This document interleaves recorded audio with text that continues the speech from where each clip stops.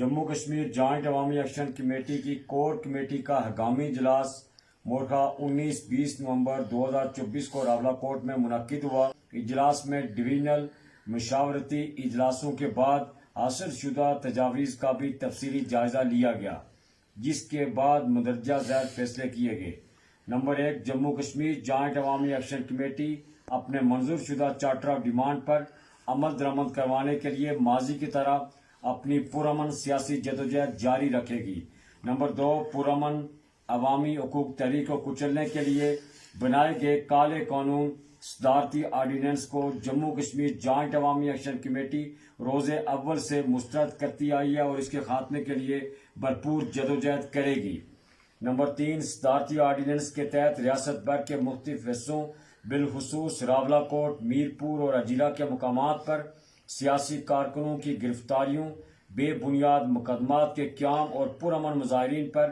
Police گردی کی شدید الفاظ میں مذمت کرتے ہوئے حکمرانوں کو متنبہ کرتے ہیں کہ وہ اچھے ہتھکنڈوں سے باز آ جائیں اور تمام گرفتار شدگان کو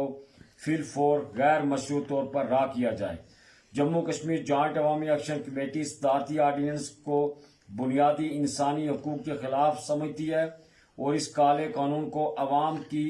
زبان پر تالا بندی سمجھتی ہے۔ اس لیے جموں کشمیر جوائنٹ عوامی ایکشن کمیٹی اس کالے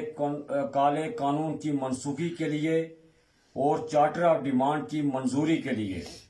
مورخہ 5 دسمبر 2024 سے ریاست بھر میں غیر معینہ مدت کے لیے شٹر ڈاؤن، پہیہ جام اور مکمل لاک ڈاؤن کا اعلان کرتی ہے۔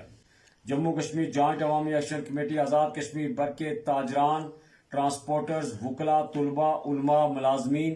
مسافروں سے اپیل کرتی ہے کہ وہ 5 دسمبر سے غیر معینہ مدت کے لیے اپنی تمام تر کاروباری، سفری، عدالتی، تعلیمی، دفتری سرگرمیوں کو معطل کر دیں، جبکہ عوام الناس راشن اور دیگر اشیاء ضروریہ کا ذخیرہ کر لیں۔ نیز بیرون ممالک مقیم کشمیریوں سے اپیل کی جاتی ہے کہ وہ دنیا بھر میں اس کالے قانون کے خلاف جموں کشمیر جوائنٹ عوامی ایکشن کمیٹی کی کال کی حمایت میں احتجاج کریں۔ جموں کشمیر جوائنٹ عوامی ایکشن کمیٹی راولہ کوٹ میں پولیس گردی اور صدارتی آرڈیننس کے خلاف ریاست بھر میں ہونے والے تمام احتجاج کی مکمل حمایت کرتی ہے۔ آزاد کشمیر بھر کے سرکاری ملازمین کو عبوری آئین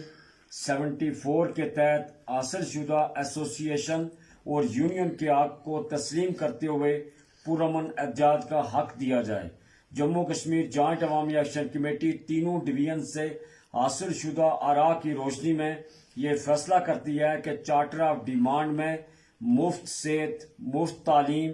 روزگار اور آزاد کشمیر میں انٹرنیشنل ایئرپورٹ کے قیام کے مطالبہ کو بھی شامل کیا جاتا ہے۔ شکریہ،